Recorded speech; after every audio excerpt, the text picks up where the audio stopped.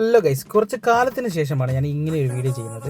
ഞാനും അമ്മുവും കൂടി ഇന്ന് ബിരിയാണി കഴിക്കാൻ വന്നത് പ്രേമ കഫേയിലാണ്. ആക്രാന്തം മൂത്തിട്ടാണോ എന്നറിയില്ല, അവൾ ആദ്യം എടുക്കാൻ നോക്കിയത് എൻ്റെ പപ്പടമാണ്. സ്വന്തം പപ്പടം കിട്ടിയപ്പോൾ അതുകൊണ്ടുള്ള ആക്രാന്തം തീർക്കുകയാണ് അമ്മ. ബിരിയാണി വരാൻ കാത്തു നിൽക്കാതെ സൈഡ് കറികളെല്ലാം കൂട്ടി കൊതി മാറ്റുകയാണ് അമ്മു ബിരിയാണി വന്നപ്പോൾ അവനും കൂടി വെക്കൂ എന്ന് സ്നേഹത്തോടെ പറഞ്ഞു. എന്നെ കൊതി കൊണ്ട് വായിൽ വെള്ളം നിറഞ്ഞിട്ടുണ്ടെങ്കിലും ഐ എം എക്സൈറ്റഡ് എന്നിപ്പോൾ ഡയലോഗ് പറയാൻ കാണിച്ച ആ മനസ്സിനെ, ആ വോയിസ് ഞാൻ ഇതിൽ നിന്ന് കട്ട് ചെയ്ത് കളഞ്ഞിരിക്കുകയാണ്. മനസ്സറിഞ്ഞ് നന്നായി ബിരിയാണി കഴിക്കുന്നതിനിടയിൽ പപ്പടം പൊട്ടിക്കാൻ അവൾ മറന്നില്ല. എന്നാലും എക്സൈറ്റ്മെൻറ്റ് കൊണ്ട് തലയുടെ ആട്ടം ഇതുവരെ നിന്നില്ലായിരുന്നു. പിന്നെയും അടികൊണ്ടിരിക്കുന്നുണ്ടായിരുന്നു തല. ഞാനുള്ളതാണ് ഗൈസ്, പക്ഷേ എനിക്കറിയാം ഒരു നല്ല സൂപ്പർ ബിരിയാണി.